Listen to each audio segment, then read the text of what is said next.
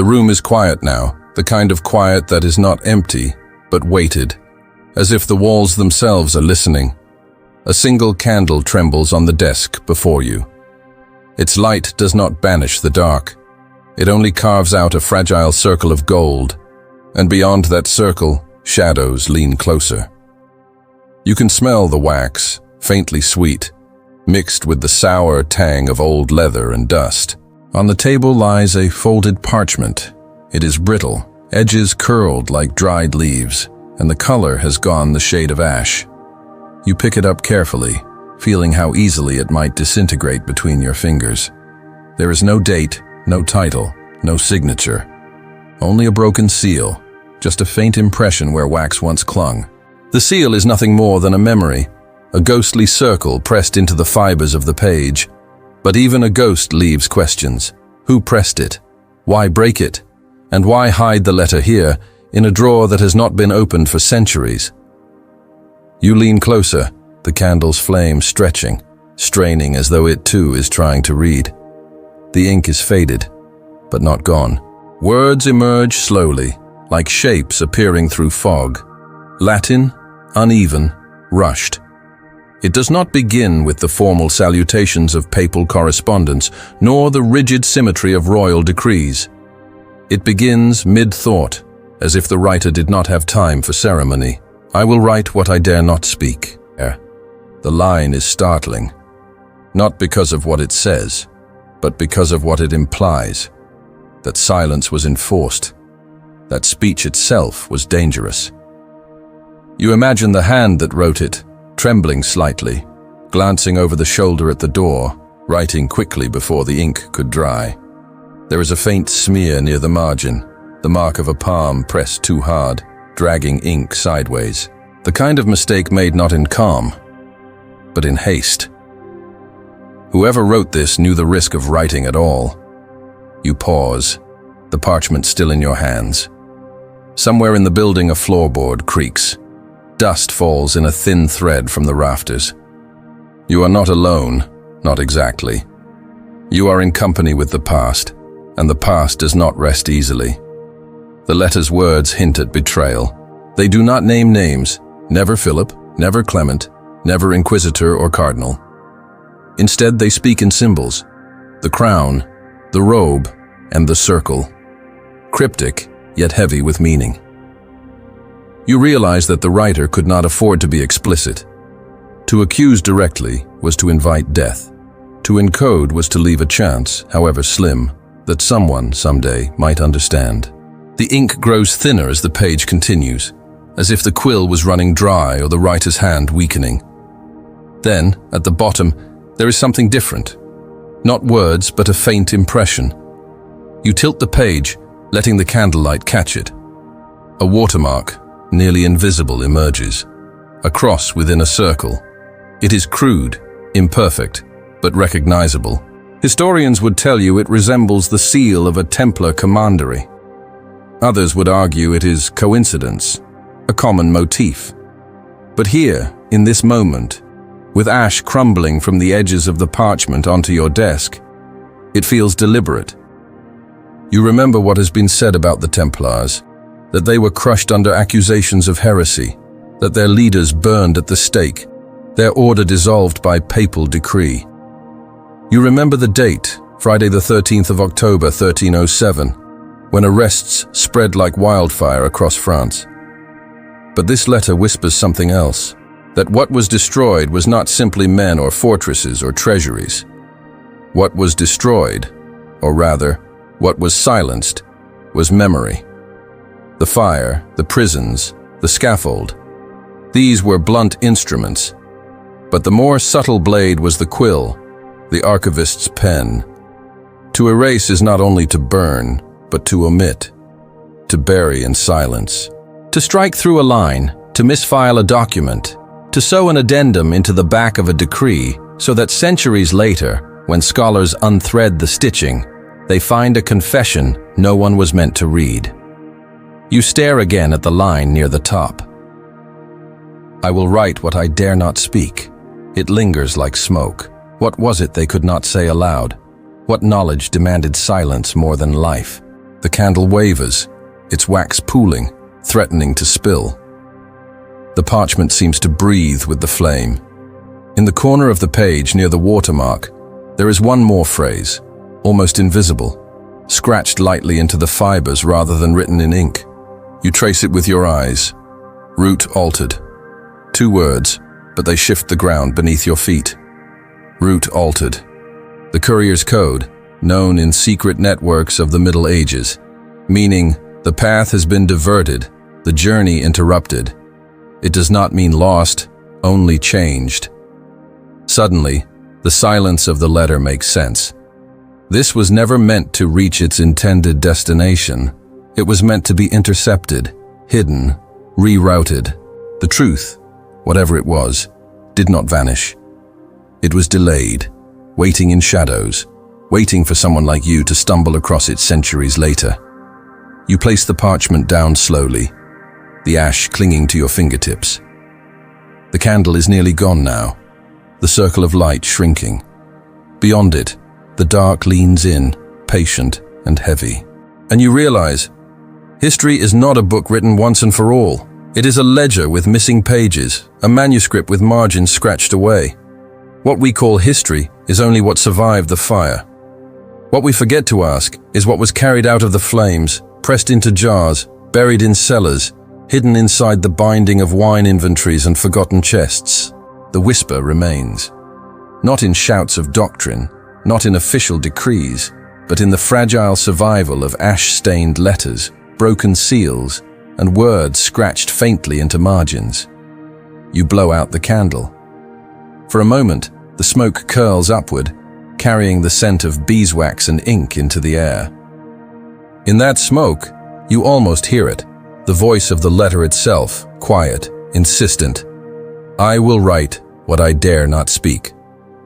The room falls into darkness, and with it begins the story you were never meant to hear. The night does not end when the candle dies. It simply shifts. The darkness grows heavier, and in that weight you sense another presence, not a person, but a memory, waiting to be recalled. You close your eyes and imagine the crackle of flames. It begins faintly, like the rustle of dry leaves, but soon the sound grows into an engulfing roar. Heat brushes your face, acrid smoke fills your lungs, and the silence of the letter from before transforms into a pyre. You are standing in Paris, October 1307. The air is damp with autumn mist, but the square is lit with fire. Wooden stakes pierce the night sky, and at their base, bundles of brushwood snap and hiss. The crowd presses close, their faces pale in the glow, their breaths mingling in nervous anticipation. At the center stands Jacques de Molay, last Grand Master of the Knights Templar. His hands are bound, his beard singed by the fire's edge, but his voice carries. He declares that the order was innocent, that their confessions had been forced. He proclaims it loudly, defiantly, so that the flames cannot silence it before it reaches the ears of those watching. And then he is gone. The fire takes him, takes his words, takes the man himself, until only embers remain. History records this moment as the end of the Templars, the cleansing fire of justice, the obliteration of heresy. But you know better. You know fire is not only destruction, it is concealment. Because when paper burns, it does not vanish. It blackens, curls, becomes fragile as lace, but fragments survive. A word here, a phrase there, carried on the wind like ash. To burn memory is to trust in fire to do the work of forgetting. Yet fire has always been untrustworthy. It preserves as much as it destroys. You remember the letter from the last section, the line scratched faintly into parchment. Route altered. What if fire itself was just another alteration of the root? A way to reroute truth, to scatter it in smoke so that some fragments might drift into other hands, other places. Think of the monasteries. In the years following the arrests, reports speak of scriptoria suddenly found bare, shelves emptied without record. No fire, no theft, just absence. Imagine a monk walking those halls at night, candle in hand, wrapping scrolls in cloth, hiding them beneath stone floors while outside the pyres burned. Fire was spectacle. The real erasure happened in silence. But silence is never perfect. Whispers leak. Fragments slip. A page pressed into a jar, buried beneath a vineyard wall, rediscovered centuries later. A phrase hastily copied before destruction. The light remains in the silence. These are not accidents. They are acts of resistance. You shift in your chair. The smoke of the imagined pyre still lingers in your throat, bitter and heavy. The memory of burning is not only physical, it is psychological. For the church, fire was purification. For the crown, fire was deterrent. For the Templars, fire was theater. But for those who watched, the scribes, the apprentices, the children peeking between cloaks, it was imprint, a searing of image into collective memory. And so burning did not erase, it transformed. The Templars, once knights of flesh and stone, became phantoms of ash and rumor. Their order dissolved not only into smoke, but into story. There is an old superstition among archivists. Never trust the clean shelf. A shelf that is too neat, too orderly, has been touched not by time, but by intention.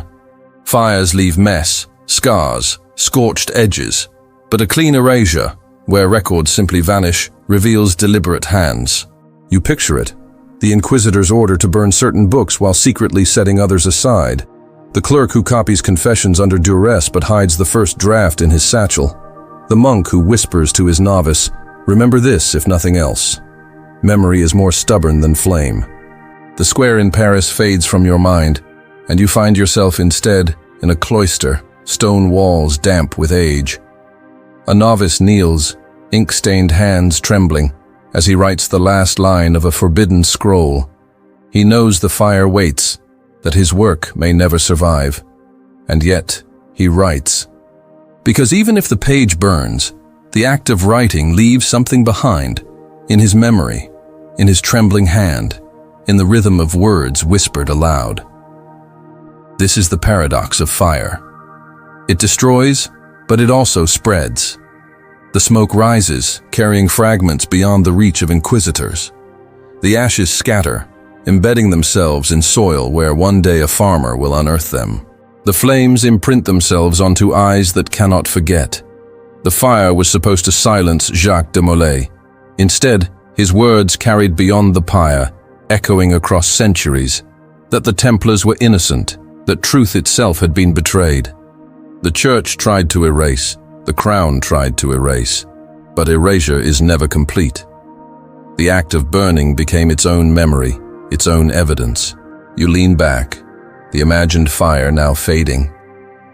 The room around you is quiet once more, the only flame the candle stub you relit after the last section. Its glow is softer now, its wax nearly gone. You realize how much of history is like this. Small, fragile flames burning in pockets of darkness, always threatened by extinguishing hands. But you also realize this. Every attempt to burn memory leaves a trace. Every ash is a clue. Every silence is suspicious. The phrase returns to you. I will write what I dare not speak. And perhaps that is why so much was written, because speaking could be silenced. But ink, even when burned, could travel in ways words never could. You exhale, a long breath, as though releasing centuries of smoke from your chest. The night outside is silent, the air heavy. Somewhere beyond the walls, a bell tolls faintly, its sound stretched thin by distance. And in that sound, you hear it. Not an ending, but a continuation. Burning was never the end. It was the beginning of something else. The migration of memory, carried by ash, by whisper, by silence itself. You close your eyes once more. The fire dies, but the memory remains. Always. The embers have cooled, but the trail has not. From the smoke of the pyres, you now step into another chamber, dimly lit, its walls lined not with books, but with maps. Rolled parchments tied with faded ribbons, charts pinned to wood, sketches of coastlines whose edges blur into the unknown. Here, the memory of the Templars survives not in flames, but in lines of ink, in coastlines that suggest more than they should. You unfold one such map, its surface brittle and crackling beneath your hands. The parchment smells of salt and mildew, as if it once traveled across the sea. At first glance, it is ordinary. Europe, the familiar coasts of France and Spain, the jagged edge of the Mediterranean. But then your eyes drift westward, past the Azores, past the expanse of blank ocean, and you see it. A continent, not a mythic island, not a vague scribble, but a landmass uncannily shaped like Brazil. The shock is not in its presence. After all, classical geographers had long speculated about lands across the ocean. The shock is in its detail. Rivers snake inland where they should not yet be known. Inlets are drawn with a precision that would not be confirmed for centuries. This is not fantasy. It is knowledge, premature, impossible knowledge. And in the corner of the map, faint but undeniable, you see a mark. A cross enclosed in a circle. The same watermark that whispered from the ash-stained letter. You remember La Rochelle, the Templars' great Atlantic port, a place of departure, of arrival, of secrecy. It was from here, legend says, that ships vanished westward as the arrests of 1307 closed in. The chronicles do not record their arrival anywhere, but the maps, these maps, suggest they did not sail into myth, they sailed into geography. Another chart unfurls. This one is a portolan, a sailor's chart, its surface covered with rum lines radiating from compass roses like spiderwebs. Again, westward lies a faint outline, not drawn boldly, but whispered into the margins. Beside it, in pale Latin, is a phrase. Terrae ad quas pervenerunt barbati milites albi, lands reached by the bearded knights in white.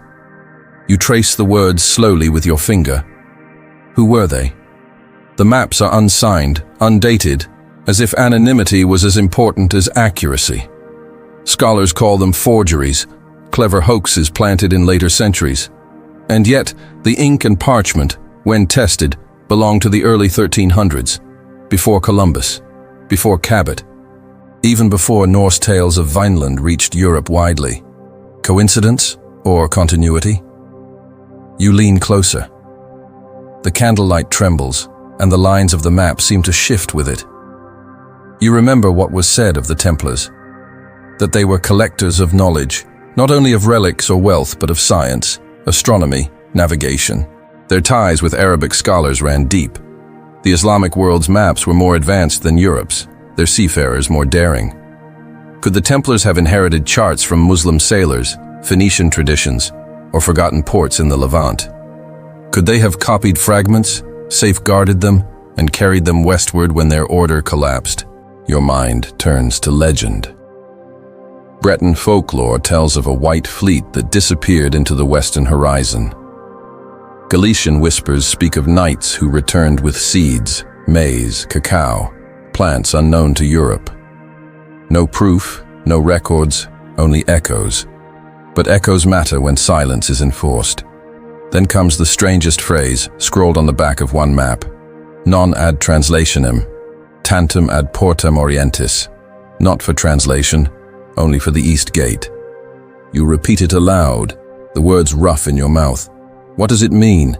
East Gate is no known port, no geographic marker. Some scholars believe it was a code, a signal among Templars.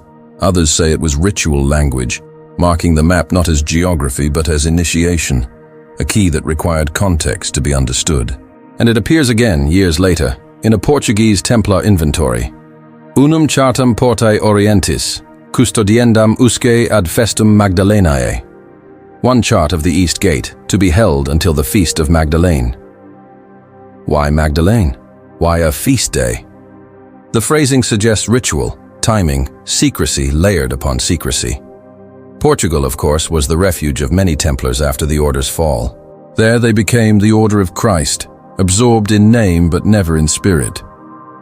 Their grandmasters oversaw voyages into the Atlantic, and Prince Henry the Navigator himself, hero of the Age of Discovery, was their leader. You picture Sagres, his fortress at Europe's western tip, where sailors looked out across endless water, wondering what lay beyond. Perhaps they were not guessing. Perhaps they already knew. You pause, staring at the maps spread across the desk. The ink may be faded, the Latin cryptic, but the suggestion is unmistakable, that the Templars preserved knowledge of lands across the sea long before the world was ready to acknowledge them. And yet, a question lingers, heavier than the maps themselves. If they knew, why conceal it? Why hide maps behind watermarks, cloak them in ritual phrases, scatter them in inventories? Why not boast? Why not claim discovery? The answer might lie not in geography, but in survival. To reveal such knowledge would invite suspicion, heresy, accusation. To keep it hidden, coded, was to keep it alive. Perhaps their treasure was not gold locked in chests, but directions inked on fragile parchment. Perhaps their true wealth was not in coin, but in corridors of sea and wind. The candle gutters, and you imagine the maps once carried across decks of ships, rolled tightly against salt spray, unrolled in lamplight by men who dared to follow their lines into the unknown. You imagine a knight, his white mantle stripped, dressed instead as a sailor, whispering prayers not to saints but to stars, guiding his vessel westward into silence. The chronicles say the Templars ended in fire. The maps say otherwise. They suggest a continuity, a line drawn across the sea, daring you to follow. You roll the parchment back carefully, its edges crackling. The silence of the room deepens. You realize something. History favors those who write it, yes, but it also favors those who map it. And the Templars, whether by hand or by memory, may have charted more than battlefields. They may have charted the forbidden. Outside, the wind rises, rattling the shutters. It sounds almost like waves against a hull, like the hush of sails in the night. You close your eyes, and for a moment, you are aboard one of those vanished ships. The maps spread before you, the horizon open, the east gate waiting. The fire tried to erase memory. The maps preserved it. And so the question shifts. Not did they sail west, but what did they already know? The maps fold shut, their whispers of western shores fading back into parchment and dust. But knowledge seldom flows in only one direction. If some Templars vanished westward, others, it seems, turned their gaze east. And so you find yourself standing beneath a crescent moon in Anatolia, centuries-old dust clinging to the air like a veil. The call to prayer drifts faintly from the valley below, mingling with the scent of spice, smoke, and something older, something metallic, as if the very air still remembers the clatter of chainmail now rusted into silence. It is here, in these liminal spaces between empire and ruin, that the Templar trail continues, not in triumph, not in banners, but in echoes. You open a fragile monastic report, dated 1322, copied in Thessaloniki.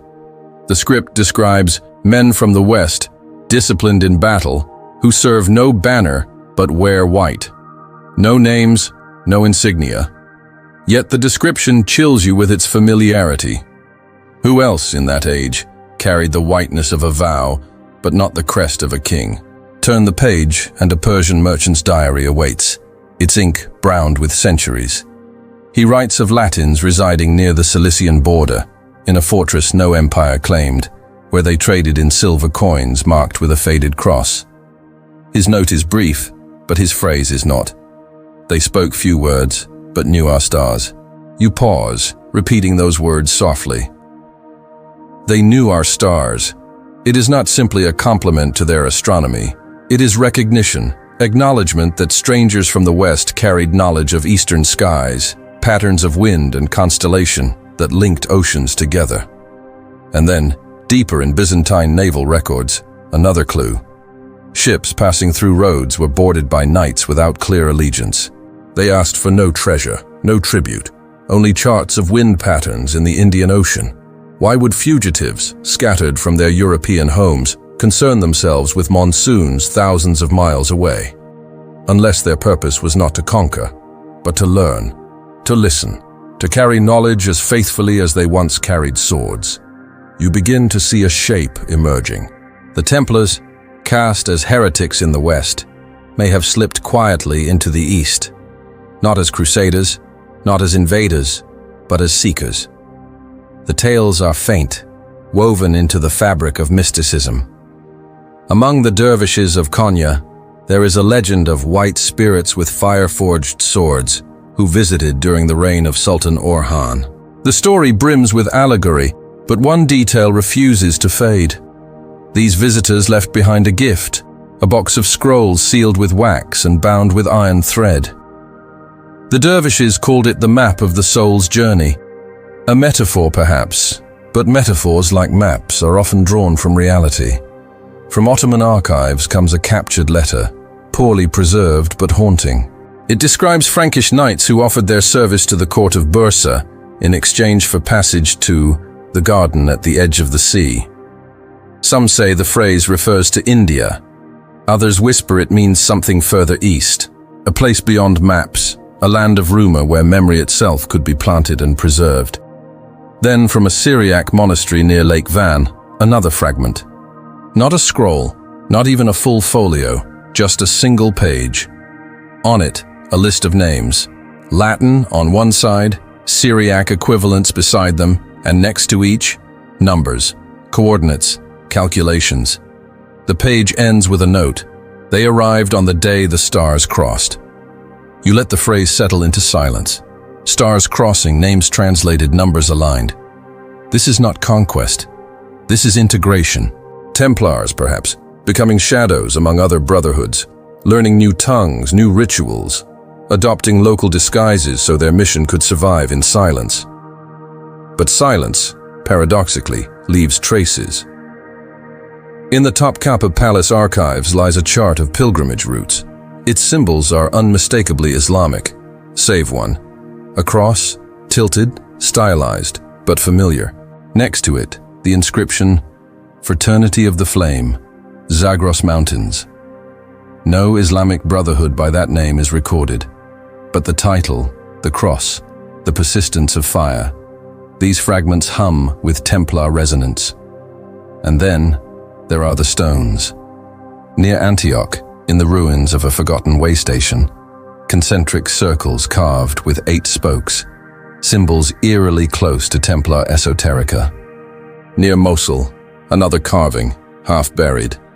And in a former Crusader fortress, long abandoned, a circle enclosing a chalice with a 5-pointed star at its side.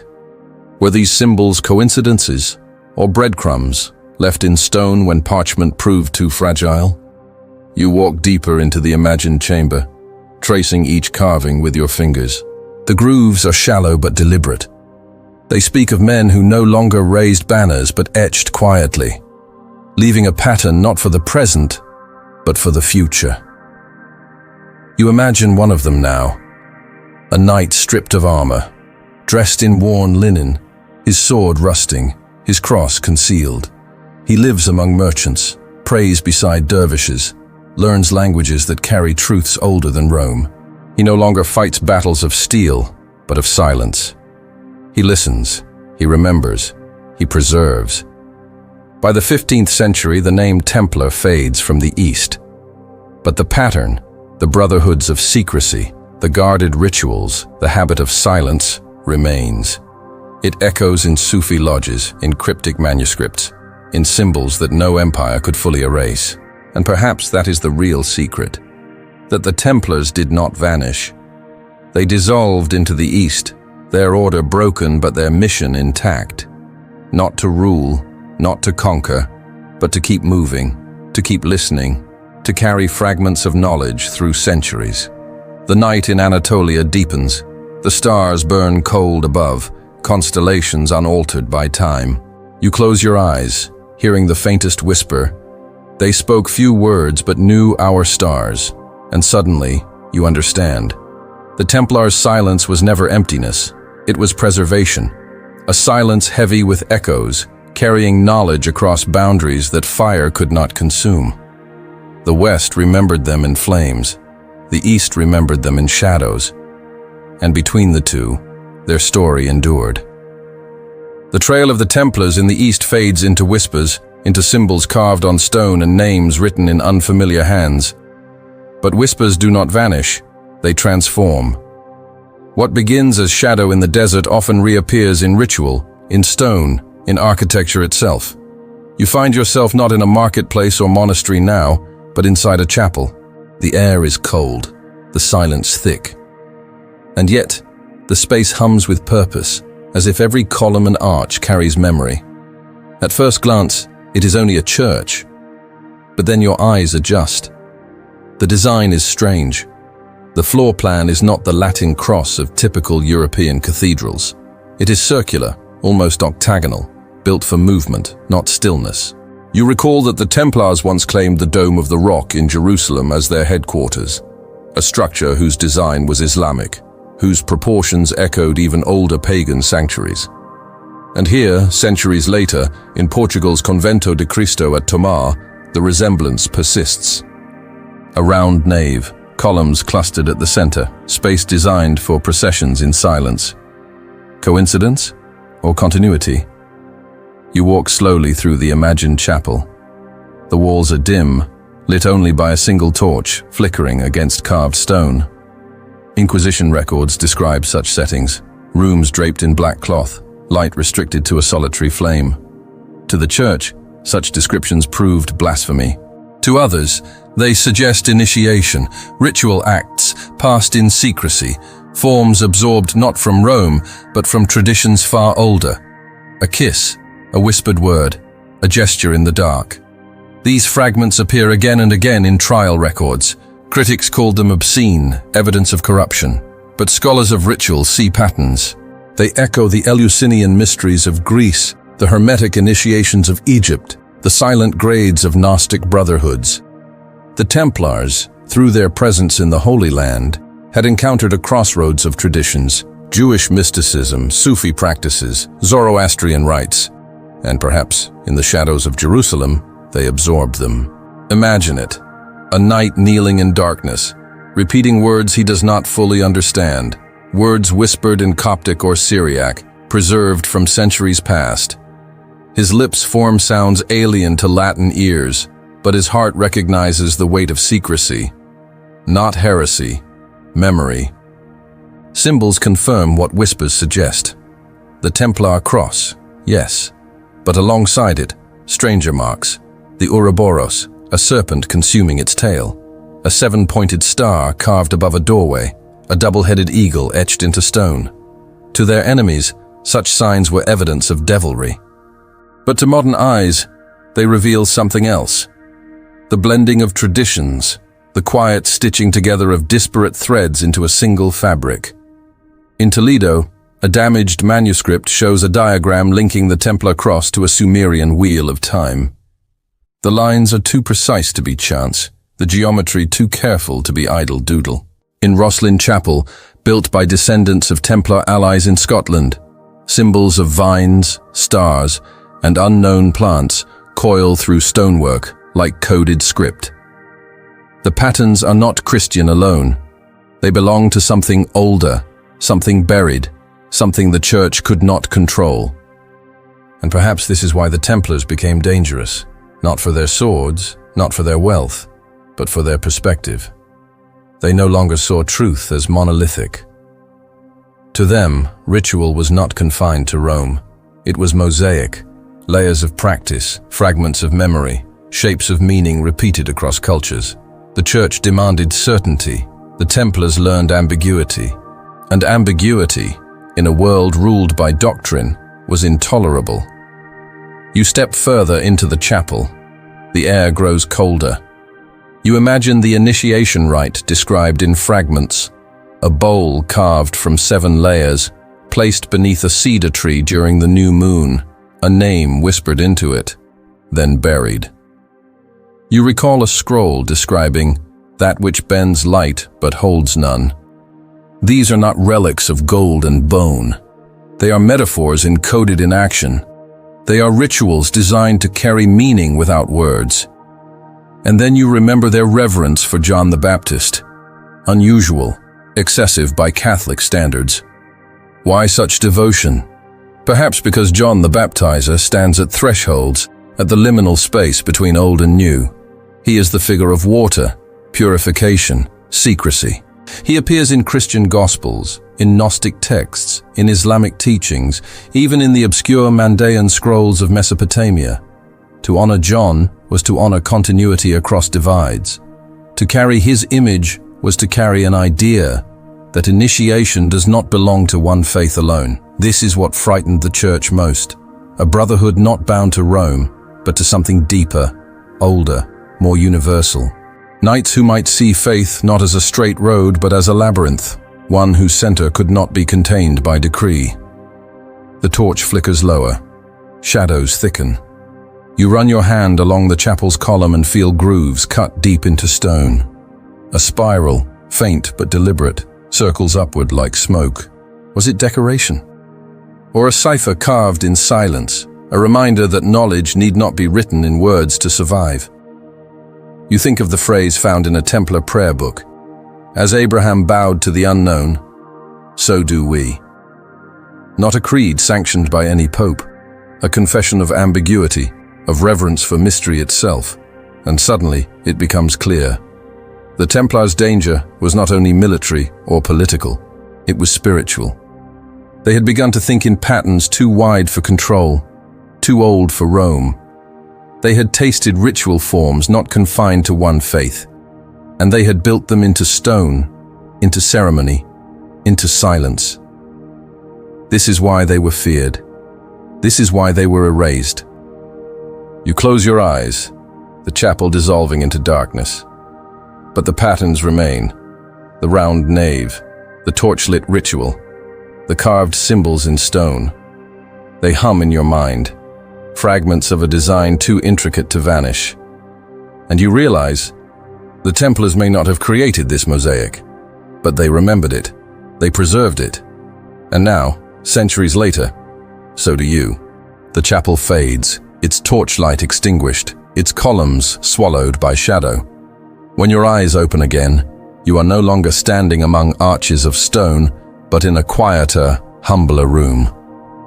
Wooden shelves line the walls, the scent of ink and parchment lingers in the air, and faint scratching can be heard as a monk bends over his desk. The scriptorium, at first glance it feels safe. A place of preservation, where words are copied, catalogued, safeguarded. The steady rhythm of quills across parchment is like prayer itself, an act of devotion to memory. But the silence in this room is deceptive. For here, too, erasure has taken place. You study the inventory of a monastery in France, dated 1318. It lists dozens of volumes, letters from Templar commanderies, transcripts of inquisitorial hearings, even a rare register of knightly oaths. Each entry is described in detail, with seals and marginal notes carefully recorded. But when you turn to the inventory of 1327, 9 years later, you feel the chill. The line is brief, matter of fact.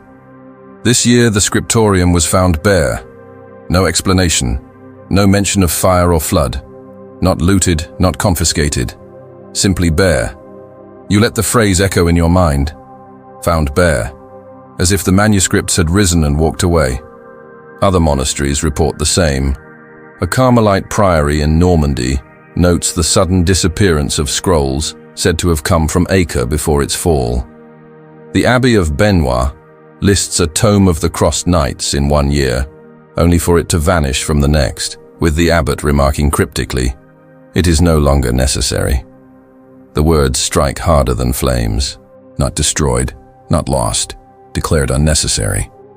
As if knowledge itself had been judged unfit to survive. But what knowledge was it? Trial records, letters, or something stranger? Rituals, diagrams, fragments of concords whispered in other sections. Whatever it was, someone decided it could not remain on shelves.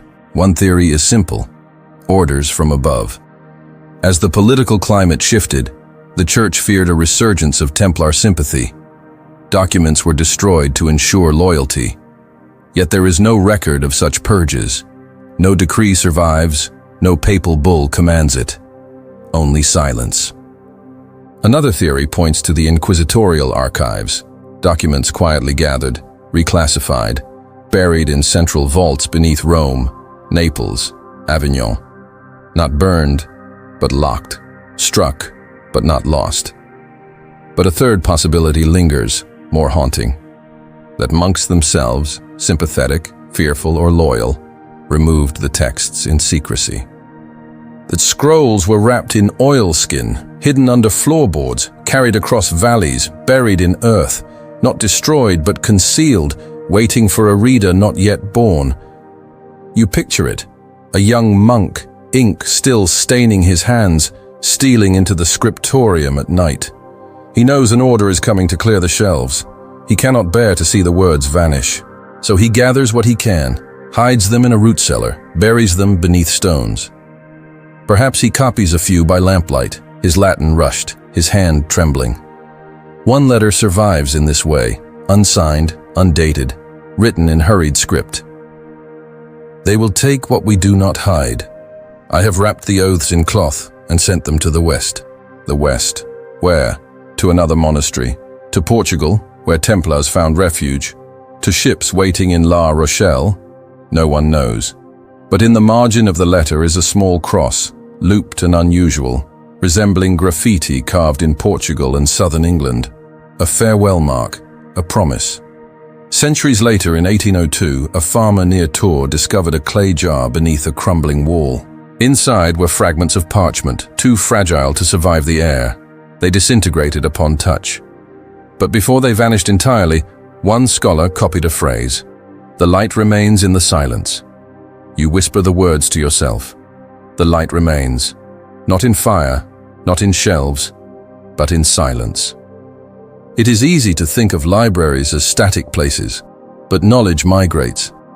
It slips between shelves, across borders, through whispers. To vanish from one room is not to die. It is to move. And sometimes, vanishing is the only way survival is possible. You walk deeper into the imagined scriptorium. The shelves stretch high, but many are empty. Dust coats their edges. Spiders weave across corners where books once stood. You trail your fingers across the wood and feel absence as tangible as presence. In Vatican catalogues today, there are titles with no pages, boxes with no access.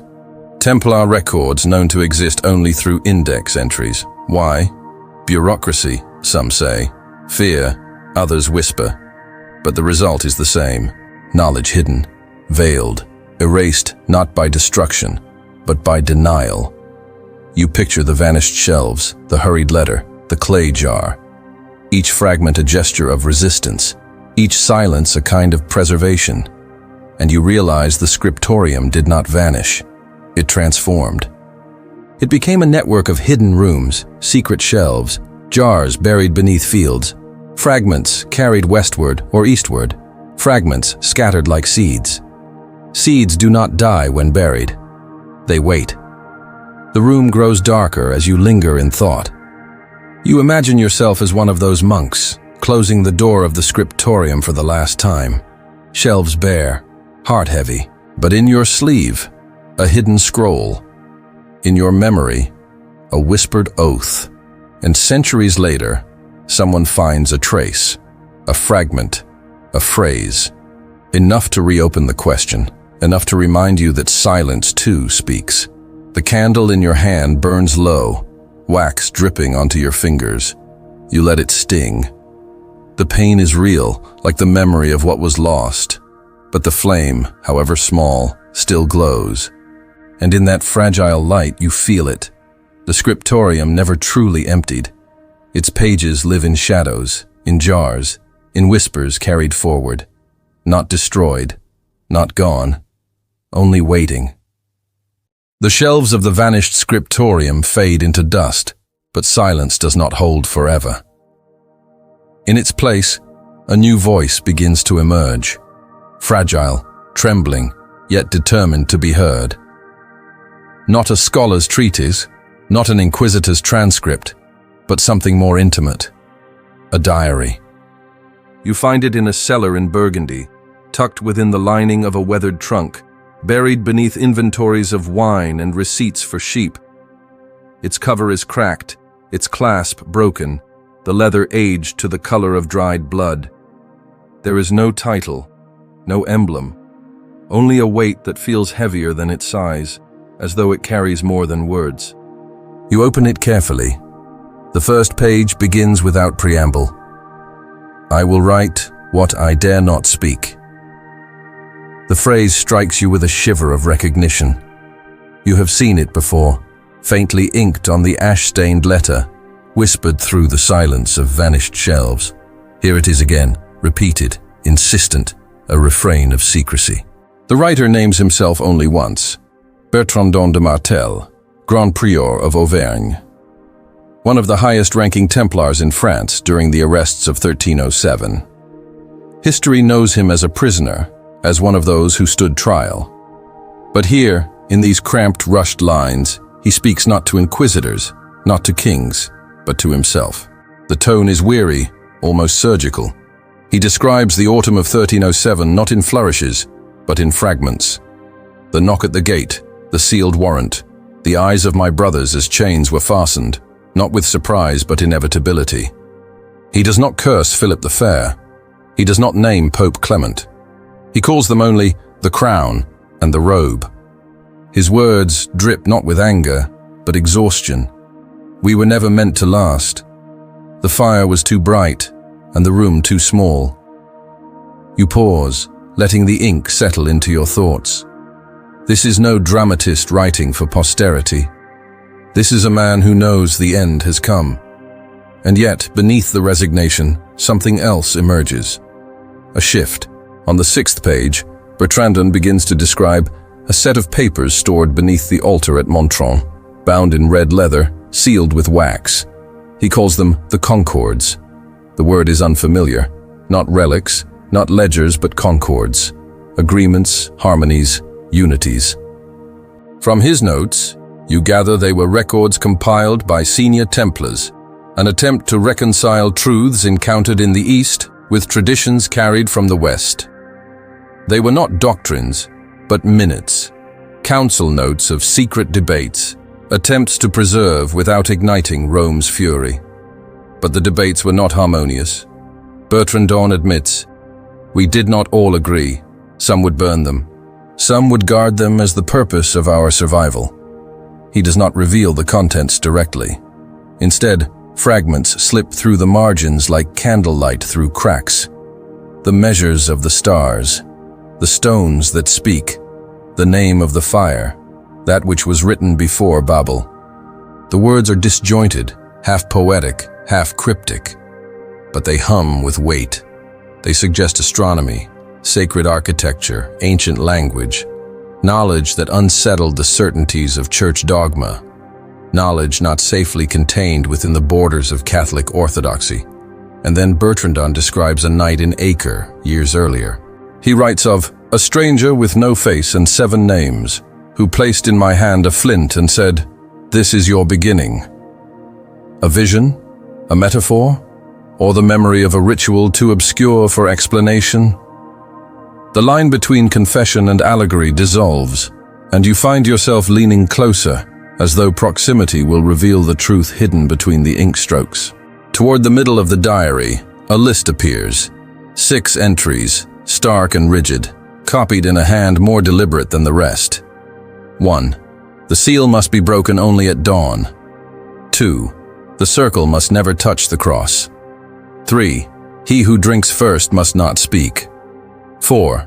The stars of the east guide the final gate. 5. The name is not to be written. 6. If the fire returns, bury the eye.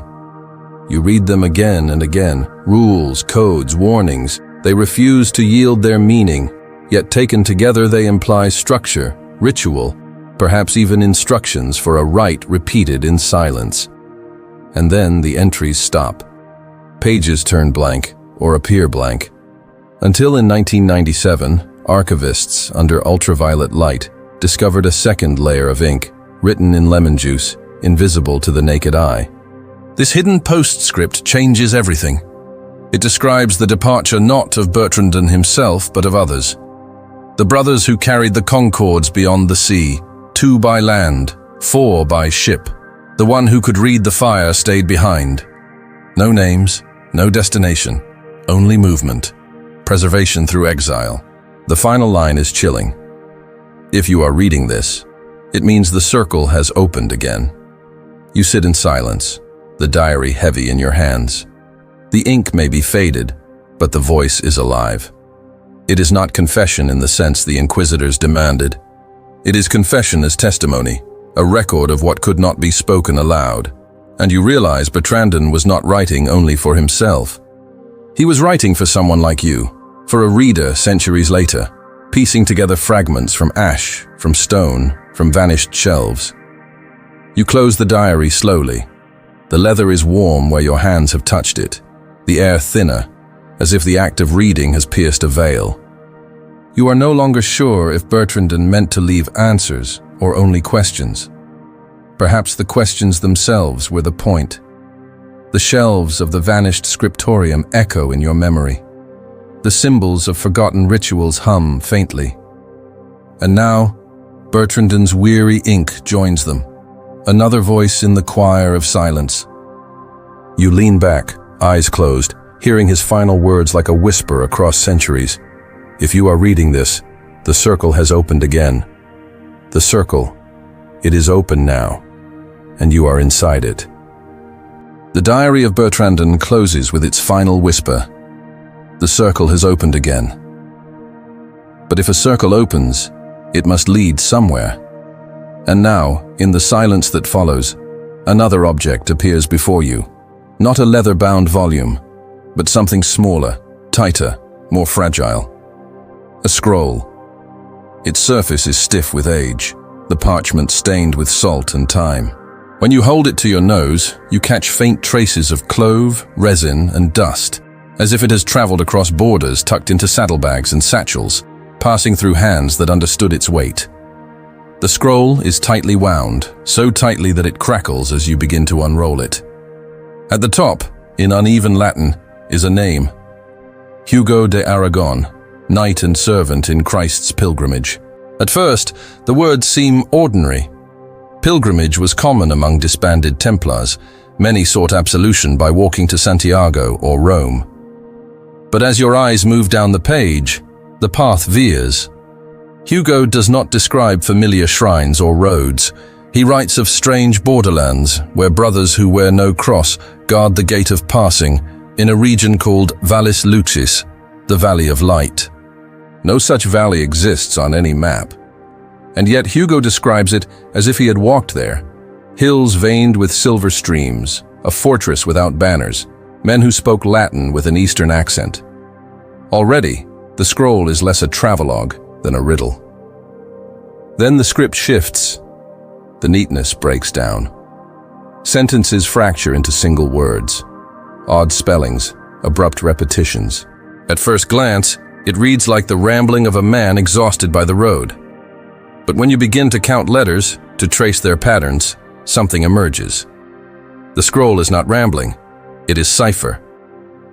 Scholars who later studied it concluded that Hugo used a hybrid code, Latin shorthand mingled with Arabic abjad numerals, overlaid with a substitution system once common in Levantine trade guilds. This was no devotional pilgrim. This was a courier, or something more. You run your finger over the jagged text until a phrase reveals itself in translation. The ink is hidden in salt. The voice is hidden in dust. The words strike you like déjà vu. They echo Bertrandon's diary, which spoke of that which bends light but holds none, and of fire, of silence. They echo the Syriac fragment from Lake Van, which hinted at men whose names were rewritten the day the stars crossed. The language is consistent. Concealment through element, memory hidden in earth and salt, knowledge guarded not in books, but in riddles. Further down the scroll, Hugo describes arriving at a fortress on the coast, its name lost to damage. He writes that he was welcomed by men who knew the right of silence. Around a low fire, he says, they spoke the old names again, names that appear in no registry, names perhaps coded for the brothers who carried the Concords westward. Were these the same men Bertrandon hinted at? 2 by land, 4 by sea? Hugo may have been one of them, or their messenger. The scroll grows stranger still. Hugo writes of carrying 2 pieces. He does not explain, only notes.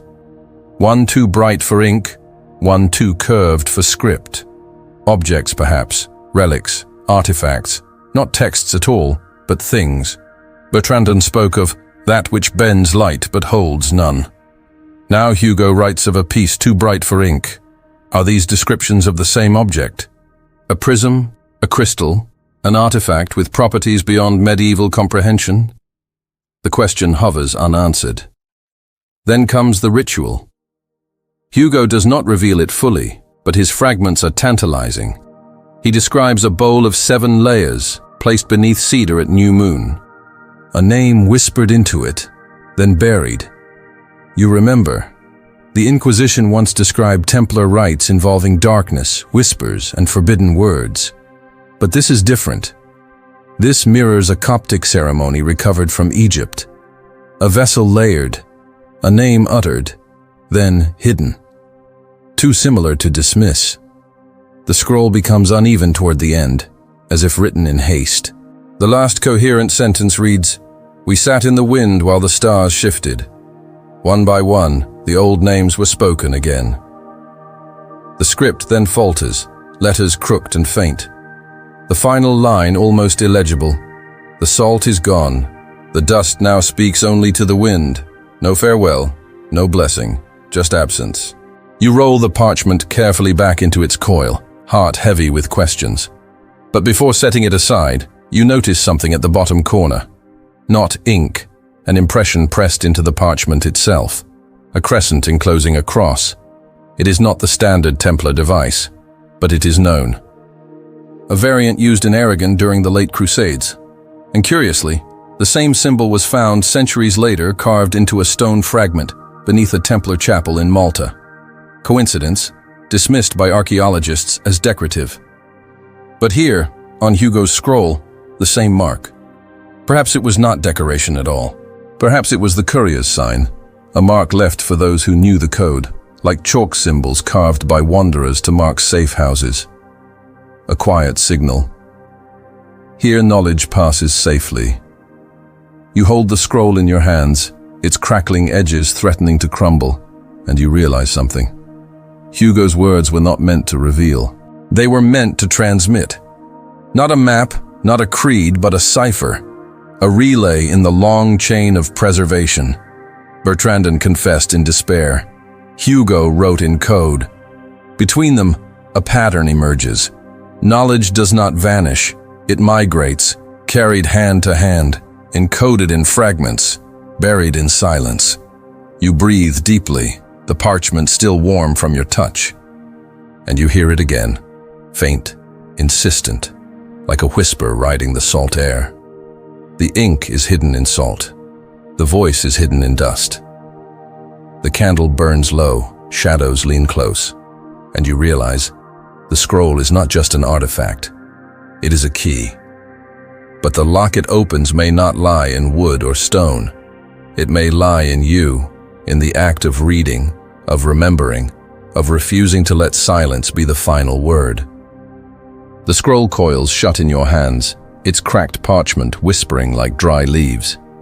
But that crescent and cross mark at the bottom corner refuses to fade from your mind. You have seen it before, in excavation notes, in stone fragments unearthed beneath an old chapel on Malta. And so the trail draws you southward, across the Mediterranean, toward an island that has always been more fortress than home.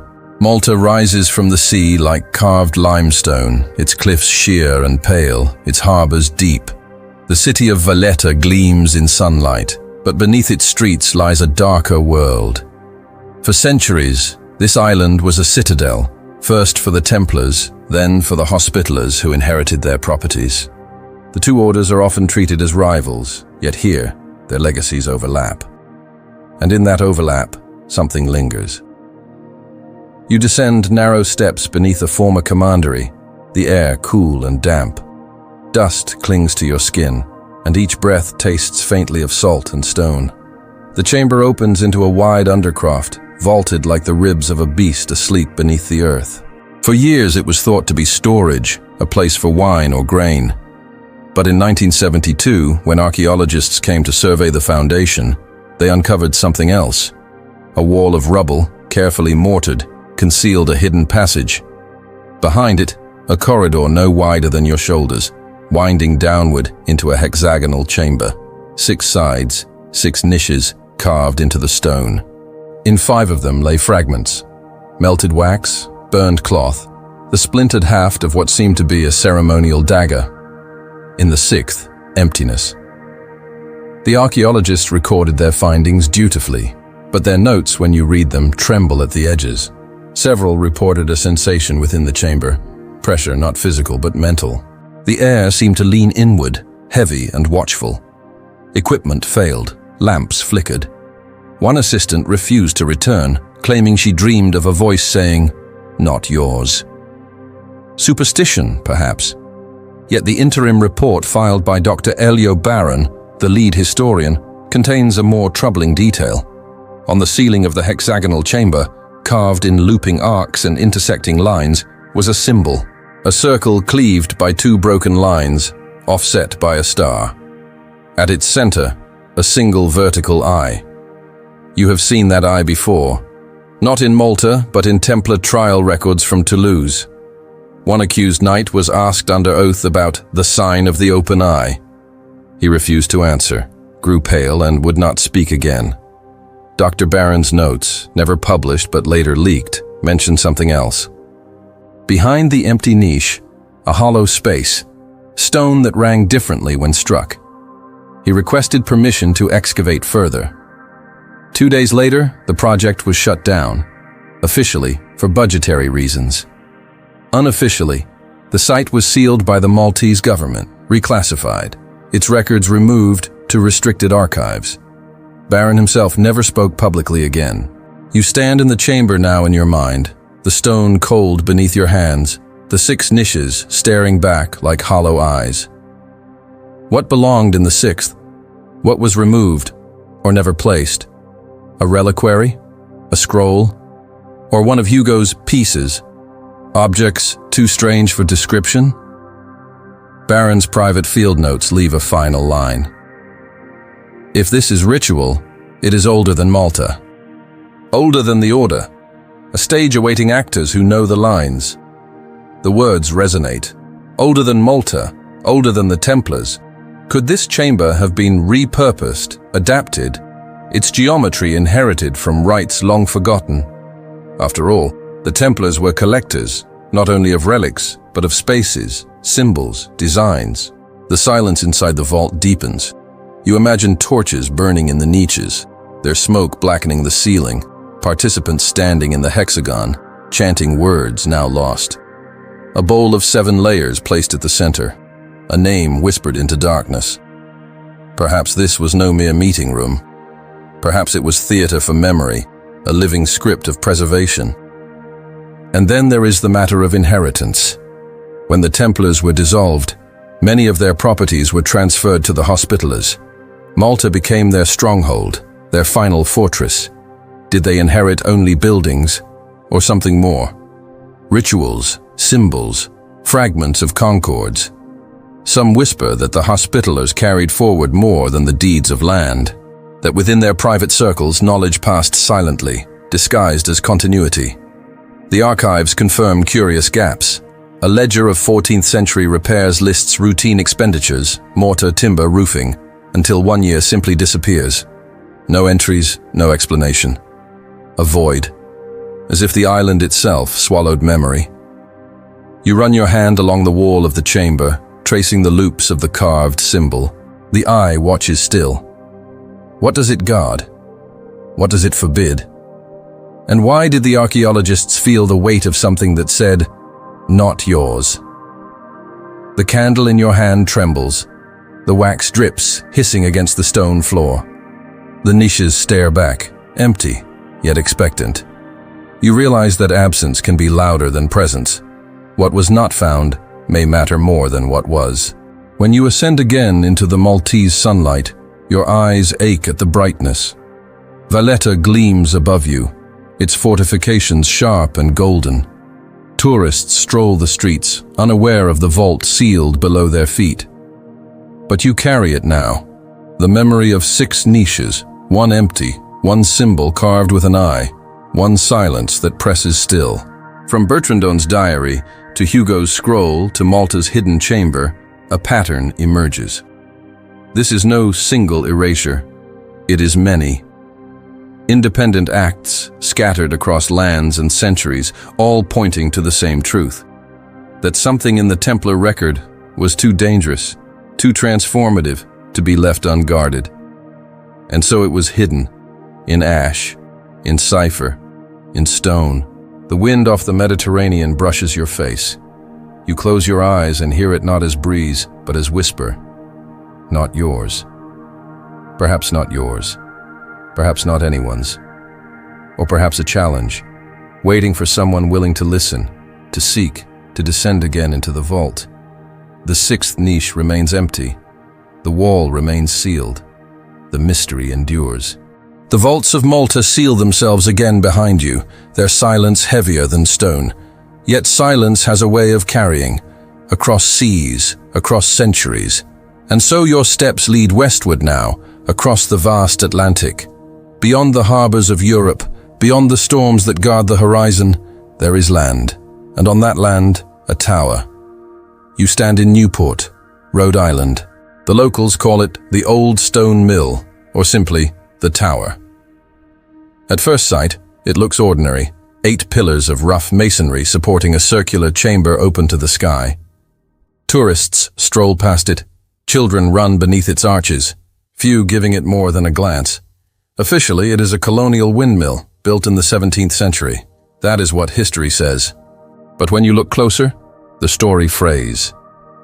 The arches are not built like colonial masonry. They curve too gracefully, their proportions more medieval than Puritan. The mortar inside the core differs from the outer repairs, suggesting a structure far older hidden beneath later stone. And then there are the alignments. Certain windows point not to practicality, but to solstice light. Why would a mere windmill be aligned to the sun? The theory is dismissed by scholars, clung to by dreamers, that this is no colonial relic at all, that it was built centuries earlier by men who came not to conquer, but to leave a mark. Men whose order had died in Europe but survived in silence. The Knights Templar. You let the idea settle, as impossible as it sounds. Could Templars, or their allies, have crossed the Atlantic long before Columbus? Could they have left this tower as a signpost, a whisper in stone? New England folklore preserves a curious tale. It speaks of the White Cross men, pale figures who once landed on the shore, traded silver with the locals, and vanished before the snow came. Fanciful, perhaps. Yet echoes of the same story appear in Galician and Breton legends, fleets sailing west, knights who never returned. And then there is the Westford Knight. In Massachusetts, a carved slab of stone depicts a sword, a shield, and the faint outline of a cross-shaped emblem. Beneath it, barely legible, some claim to read Monsieur Sinclair, 1398. The name matters. Henry Sinclair, Earl of Orkney, was a known associate of Templar networks in Scotland. After the Order's fall, many knights sought refuge in the north, beyond the reach of French inquisitors. Henry's descendants would build Rosslyn Chapel, laden with symbols that seemed to hum with secrets older than Christianity. If Sinclair or his men sailed west, they may have carried more than provisions. They may have carried memory. You imagine it. A ship sliding quietly out of Orkney's mist, sails full, crew silent. No banner flies, no trumpet sounds. The voyage is not conquest, it is escape. On board, fragments of scrolls, relics of ritual, a single chest of the Concords Bertrandon once described. A flame too fragile to survive in Europe, carried instead across the sea. Centuries later, in 1957, another clue surfaces, the Zeno map.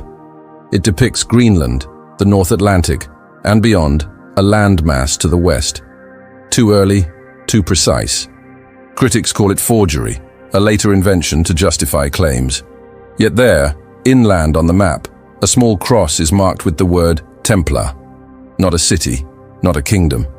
A temple, or a signal. The puzzle deepens. In Nova Scotia and New England, scattered stone chambers and carvings bear symbols that do not fit neatly into any tradition. Some are reminiscent of Norse runes, others of pre-Columbian petroglyphs. And among them, a handful of glyphs echo marks seen in Bertrandon's diary and Hugo's scroll, loops, crosses, stars offset in strange proportions. Hybrids, as though two languages had collided and created a third. Could these be remnants of a transplanted code, fragments of Templar memory rooted in new soil? Skeptics scoff. Coincidence, they say. Wishful thinking. And yet, you cannot ignore the pattern. The Templars erased in Europe, scattered across east and west. Malta sealed, Anatolia shadowed. And here, perhaps, a new beginning. You close your eyes and picture a knight standing on this very shore, centuries before colonists arrived. He wears no armor now, only linen worn by salt and wind. In his hands, not a sword, but a book. He kneels, digs into the cold earth, and buries it carefully, not out of fear, but hope. Hope that one day someone might uncover it, understand it, continue it. The tower rises above you, its arches weathered but unbroken. To the passerby, it is only stone. To you, it is a question. Why here? Why this shape? Why this silence? History will not answer, but stone remembers. You step beneath the arches, the sun lowering in the west. Shadows stretch long, aligning with the windows. For a moment, light passes perfectly through the openings, falling on the central pillar. A solstice marker, a ritual design, a fragment of memory encoded in architecture. The Atlantic wind stirs. You hear it rustle the leaves, push against the arches. It sounds almost like a whisper, a language you cannot quite translate. And you realize this tower, like Malta's vault, like Hugo's scroll, is not an answer. It is a signal, a reminder that silence can cross oceans. The fire erased the Templars in Europe. But here, in the New World, perhaps they began again, not in castles or cathedrals, but in quiet structures of stone, modest and enduring. The sun dips lower, the tower darkens. Children's laughter fades as families return home. You stand alone beneath the arches, feeling the weight of centuries pressing down. And in that weight, you sense it. The Templars did not vanish. They rerouted, they redrew, they rebuilt. Not heretics, not martyrs, but builders of silence, leaving towers, symbols, whispers for anyone who might someday listen. The old stone mill remains, and so does the question. The tower fades behind you, its arches swallowed by twilight. But the silence it holds does not remain there. It follows, carrying you back across the ocean, into the hidden corridors of Europe once more. For if the Templars scattered like sparks into the wind, then somewhere, someone must have tended the flame. And some say that Guardian was not a knightly order at all, but something far older, far quieter. The Priory of Sion. The name itself is elusive, half legend, half archive.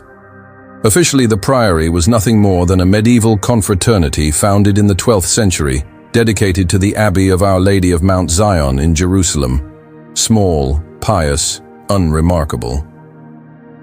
But beneath the surface, stories persist, of an underground brotherhood sworn to protect not land or treasure, but a lineage, a secret inheritance. You walk the narrow streets of Rennes-le-Château in southern France, a place whose stones still echo with whispered mysteries. Here, in the 19th century, a parish priest named Béranger Saunière uncovered parchments in the church dedicated to Mary Magdalene. The parchments themselves vanished into private hands, but copies suggested genealogies, codes, references to bloodlines.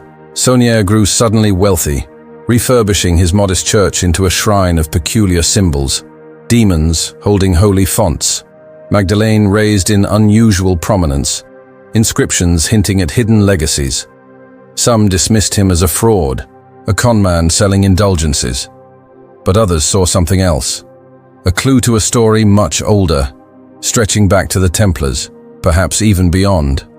A story in which the Priory of Sion appears not as invention, but as custodian. Imagine it, when the Templars were broken in 1307, their assets seized, their brothers scattered, another order moved silently beneath the surface. Not martial, not visible, but hidden in monasteries and abbeys, preserving what could not survive the swords of kings. The Priory is said to have taken up that task, guarding the same concords, the same secret geographies, the same fragile knowledge. Its membership, according to later documents, read like a roll call of genius. Botticelli, Leonardo da Vinci, Isaac Newton. Impossible? Perhaps. And yet the rumor insists. Each one a grand master, weaving fragments of forbidden knowledge into art, into science, into equations that bent light and measured stars. Why would such men join a secret lineage?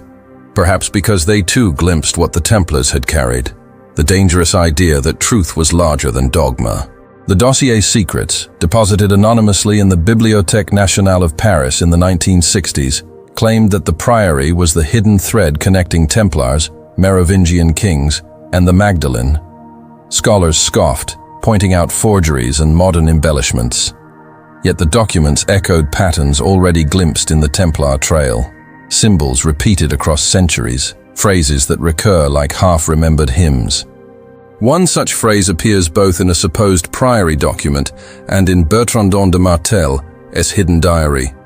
The circle must not touch the cross. Coincidence or continuity? You turn the pages slowly, the candlelight in your mind's archive flickering. In those shadows, the Magdalene herself emerges again. For if the Priory guarded anything, legend insists it was her legacy, not simply as disciple, but as vessel of a bloodline. The Sang Real, royal blood, disguised in later whispers as the Sang Graal, the Holy Grail. A pun, a code, a secret slipped beneath centuries of sermon. The church of Rennes-le-Château seems to tremble under the weight of such speculation. The black statue of Asmodeus at the font, the Latin inscriptions, the sudden wealth of a country priest. Were they eccentricities? Or signposts left by one who stumbled onto a much older trust? What ties this back to the Templars is not just proximity. Southern France, after all, was their stronghold. The Languedoc had seen Cathars burned, heresy suppressed, mysteries silenced. Yet it was here, too, that stories of hidden guardians flourished. Knights who never died, monks who hid parchments, brotherhoods that moved unseen. The Priory of Sion may be modern fiction. It may be the invention of a man named Pierre Plantard, a 20th century forger who stitched together myths for his own designs.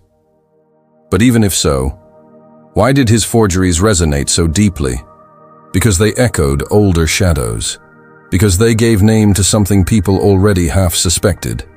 That silence itself can be inherited, and that some line of guardianship had persisted where history said it ended. You imagine Leonardo da Vinci painting the Last Supper. Look closely. The figure at Christ's right hand, traditionally John, seems strangely feminine, curving away from Christ rather than leaning toward him. Was Leonardo encoding a Magdalene secret? Or is that simply our eyes, trained by centuries of hunger for hidden meanings? The Priory legend insists it was deliberate, a sign that Mary's presence was preserved in brushstrokes. And what of Newton?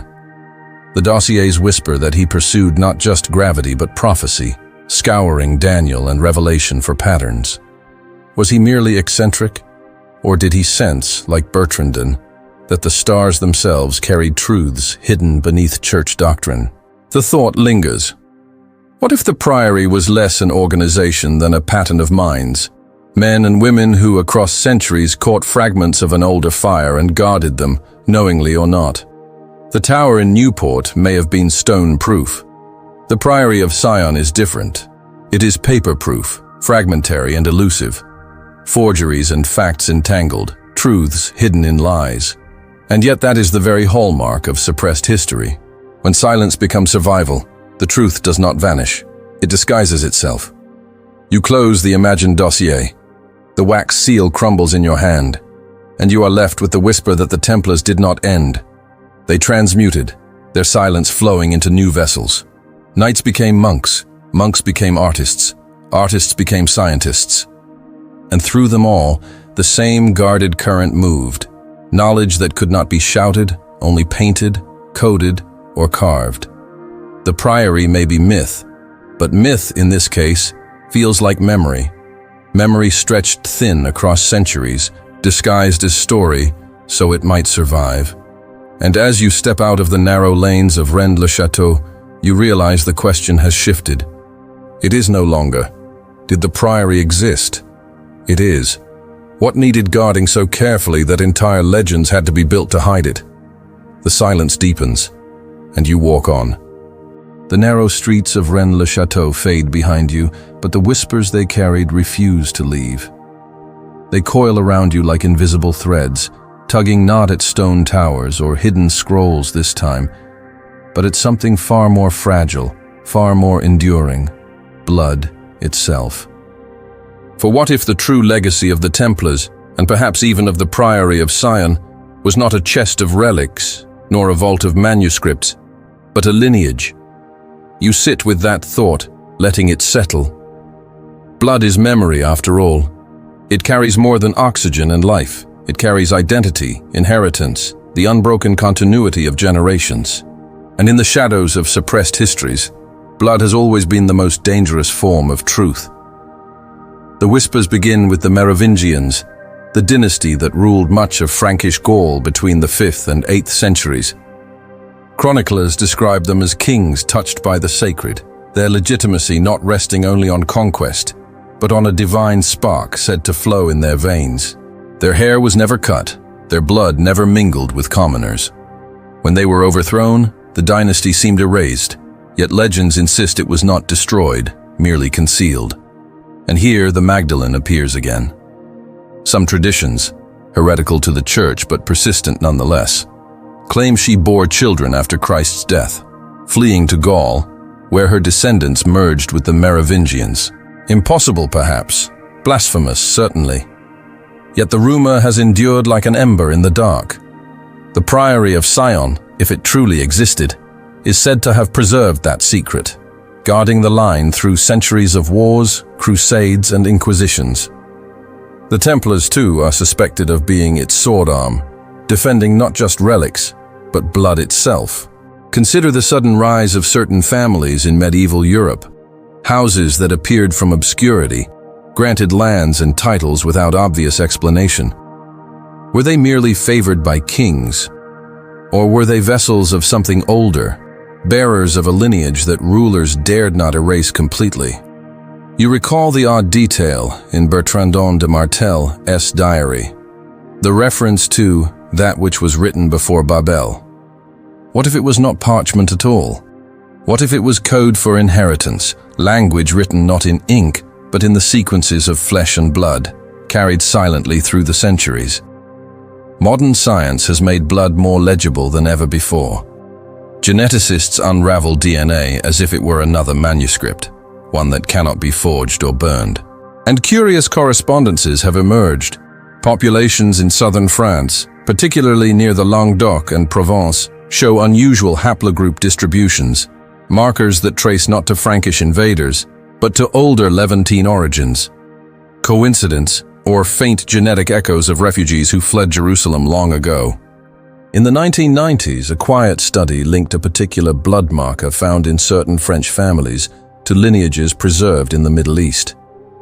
It was never formally tied to the Magdalene legends, of course, but some whispered it offered scientific scaffolding for stories once dismissed as fantasy. You breathe deeply, feeling the gravity of the possibility. What if the so-called Holy Grail was never a chalice at all, but a family, a bloodline? What if the treasure the Templars preserved was not stored in vaults, but walked in flesh and bone, hidden in plain sight across generations? It reframes their secrecy. Imagine knights sworn not only to defend Jerusalem, but to defend descendants of Christ himself.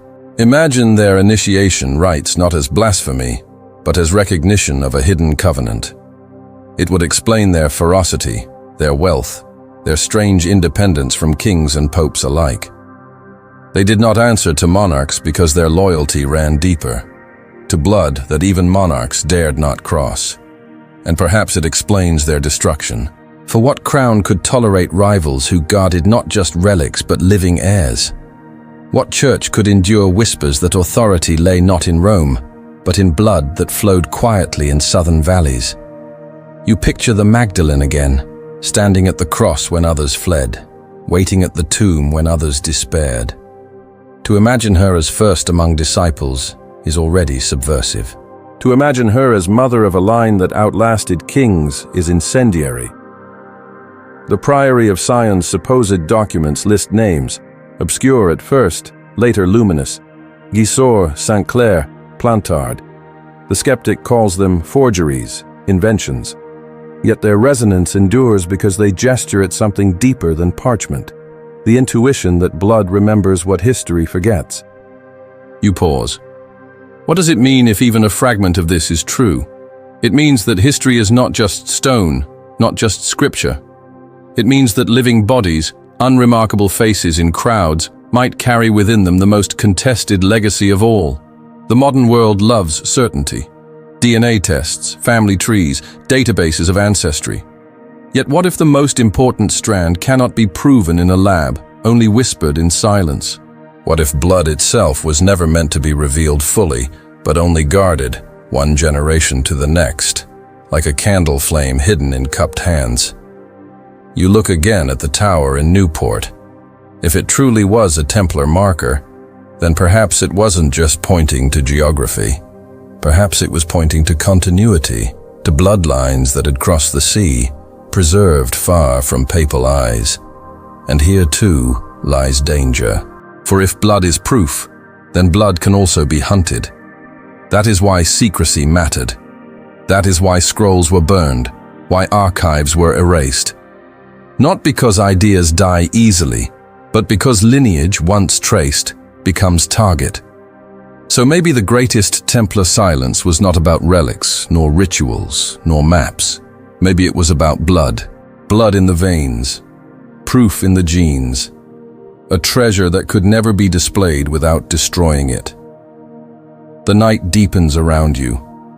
You feel the hush settle heavier now, as though the centuries themselves lean closer. Somewhere in the darkness, perhaps, a descendant still walks. Ordinary in appearance, extraordinary in legacy. Guarded not by armor or sword, but by anonymity itself. And you realize, if history's greatest secret is not a chalice, but a lineage, then perhaps the Templars did not fail at all.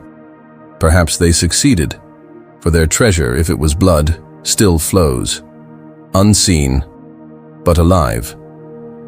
The thought of blood as treasure lingers with you long after you leave the shadowed valleys of southern France. If truth can flow through veins, then it can also be hunted. And that is where the story takes its darker turn. For history is not just a record of what was. It is also the art of erasure, revision and suppression wielded as weapons more effective than swords. You picture a medieval scriptorium again, monks bent over parchment, quills scratching by candlelight. The work seems innocent, dutiful, copying scripture, preserving law. But in those small decisions, what to copy, what to omit, what to burn, the shape of the world was decided.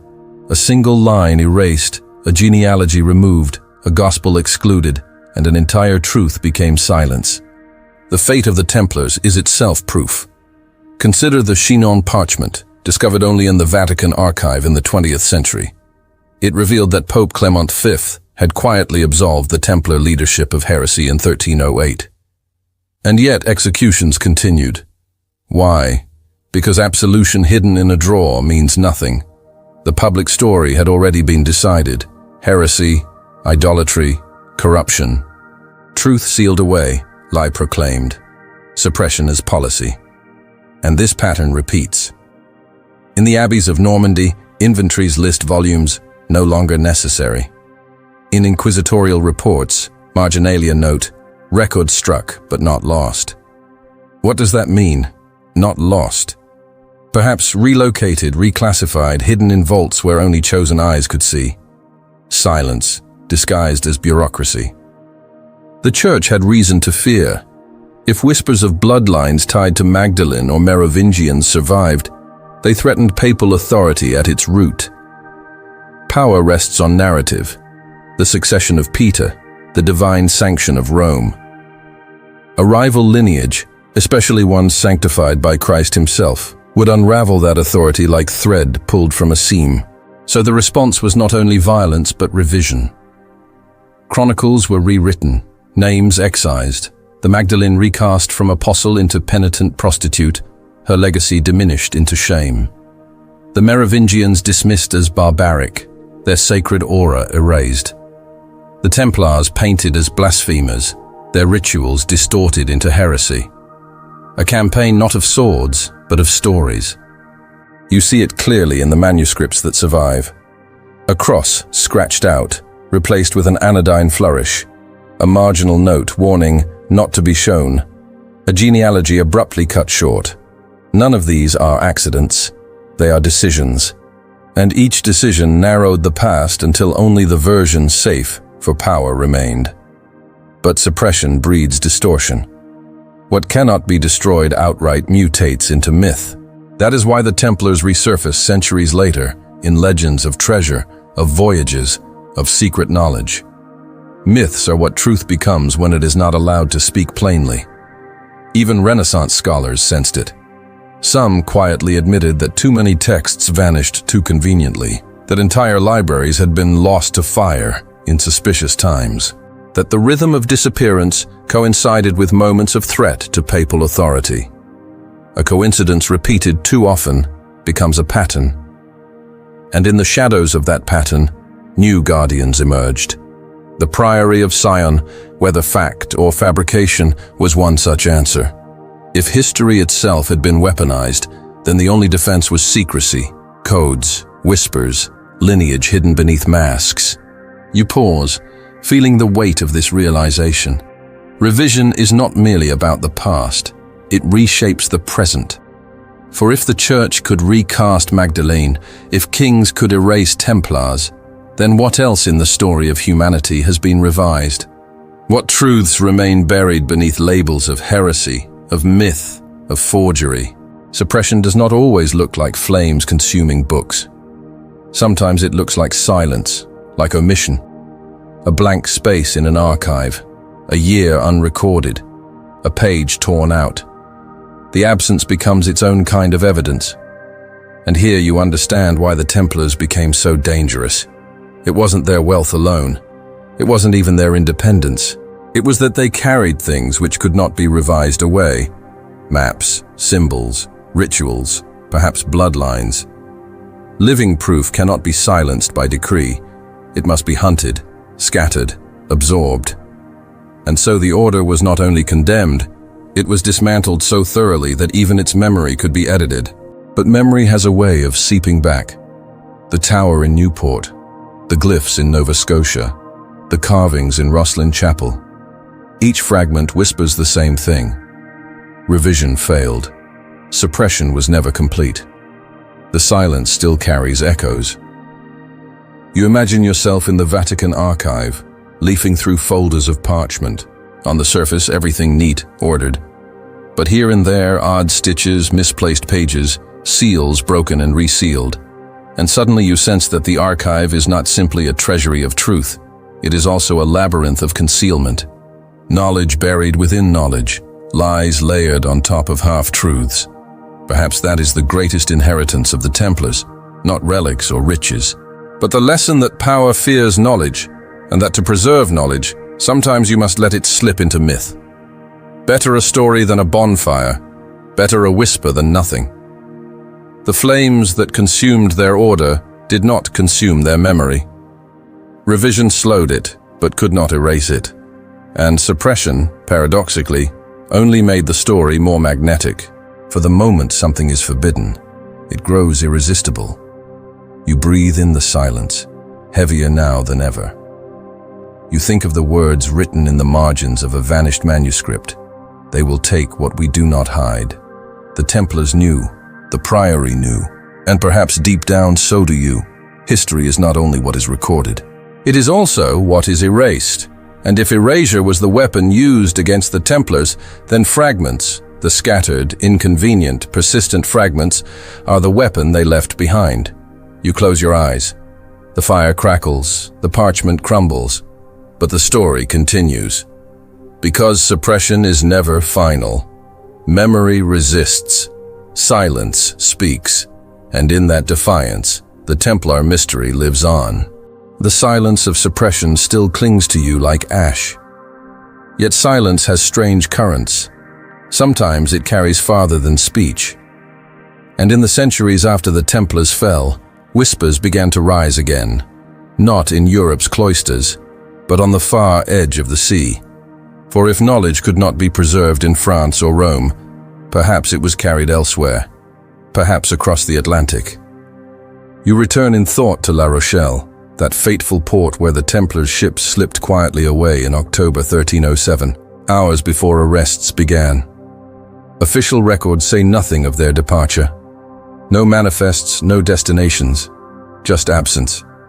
Yet folklore insists that a fleet vanished westward, their sails swallowed by mist. Where did they go?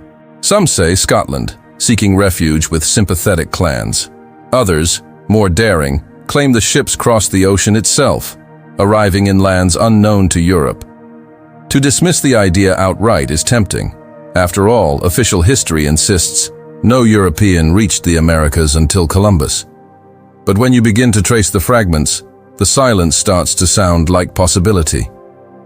Consider the maps. In Lisbon and Venice, in dusty archives and private collections, there exist portolan charts from the 14th century, showing coastlines that should not have been known. Not vague blobs, but contours, rivers, bays, promontories, that resemble Brazil's coast or Newfoundland's inlets. Some bear faint watermarks, circles within crosses, motifs tied to Templar commanderies. How could cartographers of the 1300s have drawn such lines unless someone had sailed there? The skeptics answer, imagination, extrapolation from classical geography. After all, Plato had spoken of lands beyond the Pillars of Hercules, but the detail troubles even cautious historians. The shapes on these maps are not fantasy. They are recognizably real. Then there are the stones. In Westford, Massachusetts, a rough carving shows a knight's sword and shield etched into bedrock. Weathered, faint, but deliberate. Local lore calls it the Westford Knight, said to mark the grave of a fallen European explorer. In Nova Scotia, at Oak Island, pits and tunnels hint at buried deposits whose origin remains contested. In Newport, Rhode Island, the tower rises, solstice-aligned, medieval in its bones. Each artifact on its own can be dismissed as coincidence. Together, they form a pattern that begins to look less like accident and more like intention. And behind many of these theories stands one name, Sinclair. Henry Sinclair, Earl of Orkney, ally to exiled Templars in Scotland, is rumored to have funded voyages westward at the end of the 14th century. His descendants built Rosslyn Chapel, a structure so drenched in strange symbolism that it seems less a church than a riddle in stone. Among its carvings are depictions of maize and aloe, plants native to the Americas, carved decades before Columbus ever sailed. How could a Scottish mason in the 1440s carve plants he should not have seen? Unless stories of voyages had already returned. Unless seeds, literally and figuratively, had crossed the sea. You pause, letting the thought expand. What if the Templars' treasure was never meant to be hidden in Europe at all? What if, as Bertrandon's diary hinted, the Concords were carried beyond the sea? Not locked in cathedrals, but planted in a new world, free from papal decrees and inquisitorial fires. Imagine a knight kneeling on strange soil, no banner above him, no pope to answer to. He places not gold, but a scroll into the earth, buries it carefully, whispers a prayer that someone in the future will find it. In that act, exile becomes preservation. Defeat becomes rebirth. Even folklore among First Nations tells of pale visitors before Columbus. Men who came from the east, traded silver, and left before winter. Some call them Norse. But the details, white tunics, crosses marked on shields, sound strangely familiar. And then there is the matter of symbols. Excavations in New England have uncovered markings on stones, loops, crosses, stars, nearly identical to glyphs seen in Hugo de Aragon's ciphered scroll. Too crude to be colonial, too foreign to be native, they sit in the uneasy space between traditions, as if two languages met and created a third. Skeptics call it fantasy, pseudo-history. Yet the persistence of these traces is hard to ignore. The silence around them feels too deliberate. Because if even one Templar ship reached the New World, history as we know it fractures. The age of discovery becomes the age of rediscovery. Columbus becomes a latecomer, not a pioneer, and the Templars shift from martyrs of Europe into custodians of a hidden frontier. Why would they risk such a voyage? Perhaps not to conquer, but to safeguard. To transplant their burden, the knowledge, the bloodline, the rituals, into soil untouched by Rome, a place where suppression could not reach. Some even argue that this is why legends of the Grail often place it in the west, beyond mountains, across waters, guarded by a secret order. Not a chalice in a castle, but a covenant across the sea. You breathe in the thought, heavy as salt wind. If the Templars truly reached the New World, then perhaps their silence did not die. It flourished. Hidden in towers, in carvings, in whispers that native tribes passed down as stories of the White Cross men. The Atlantic night closes around you. Waves crash, timeless, against unseen shores. And in that sound, you hear the echo of sails flapping, ropes creaking, a fleet slipping away from La Rochelle into history's blind spot. Not vanished, not defeated, simply gone west. Theories, yes. Speculation, always. But every myth begins where records end. And here, at the edge of the sea, the silence feels less like absence and more like direction. A map drawn not in ink but in omission, daring you to follow. The ocean fades into silence. The sails are furled, the towers vanish into mist, and once again you are left with only the echoes. Echoes of ships that slipped away from La Rochelle, of glyphs carved into New England stone, of bloodlines whispered in monasteries, of vaults sealed in Malta, of parchments erased by careful hands. They are fragments, scattered like stars across the night, and together they shape the outline of something larger, something older, a pattern that refuses to die. For at the heart of this labyrinth lies a single word, a single enigma that has haunted centuries: the Grail. Most imagine it as a cup, a chalice lifted by Christ at the Last Supper, carried by Joseph of Arimathea, hidden in Arthurian legend. A vessel, sacred and eternal. But what if the Grail was never a thing at all? What if it was a current, a continuity, a legacy so dangerous that kings and popes would rather call it heresy than let it breathe? The Templars, by some accounts, sought the Grail not in relics, but in knowledge.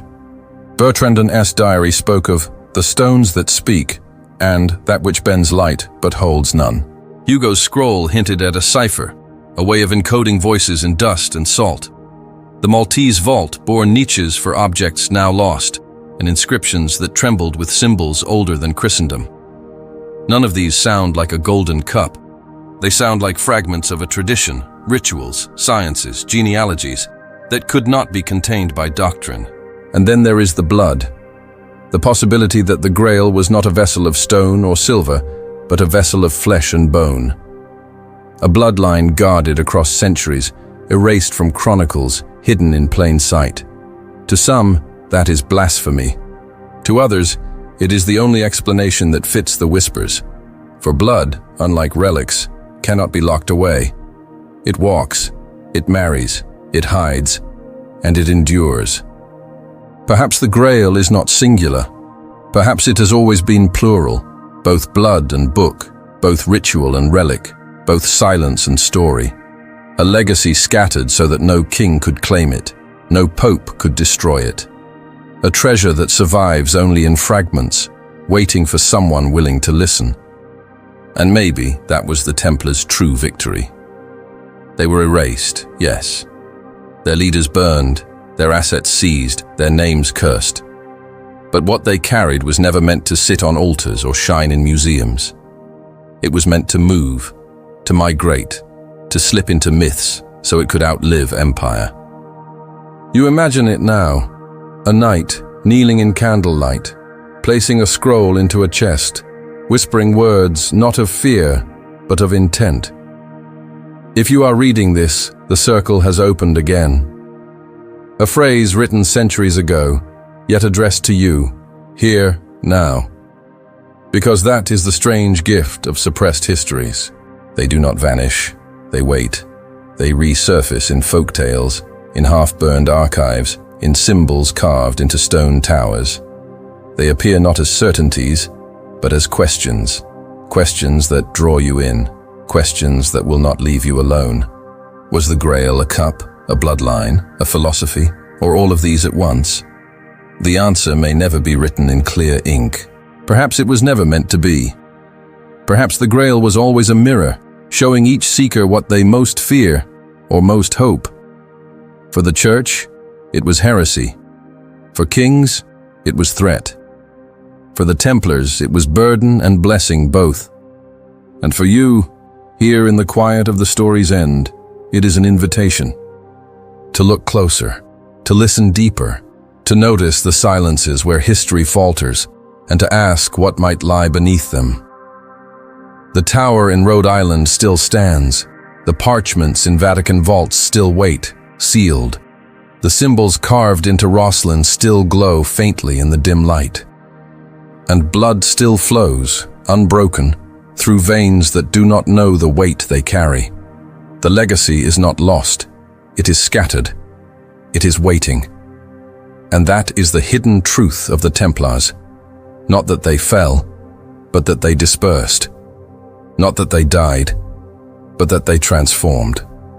From knights into myths, from myths into whispers, from whispers into questions that still reach you across time. The Grail is not on a table in a castle. It is in the margins, in the erased lines, in the silence that demands you to wonder.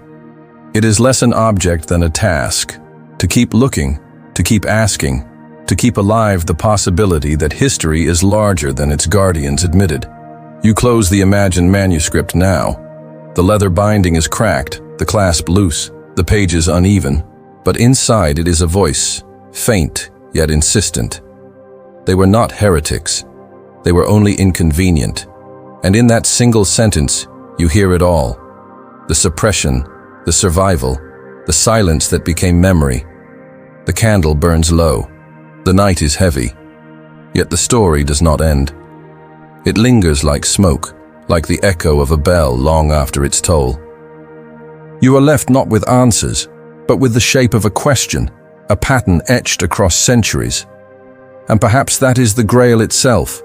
Not certainty, but continuity. A hidden legacy that has always belonged not to kings, not to popes, not even to knights, but to anyone who dares to notice the silence and follow it.